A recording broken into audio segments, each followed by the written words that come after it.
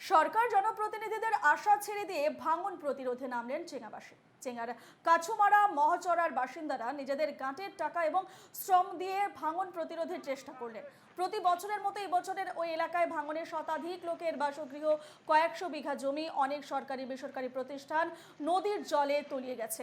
ভুক্তভোগী বাসিন্দারা অনেকবার ভাঙন প্রতিরোধের জন্য সরকার এবং বিভাগের কাছে আবেদন জানিয়েছেন। তাদের আহ্বানে কোনো গুরুত্ব দেয়নি সরকার এবং বিভাগ, এমনটাই অভিযোগ বাসিন্দাদের।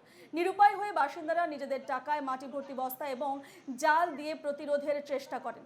সরকারের কাছে বাসিন্দাদের দাবি, শীঘ্রই ভাঙন প্রতিরোধে মজবুত বাঁধ নির্মাণ করা হোক।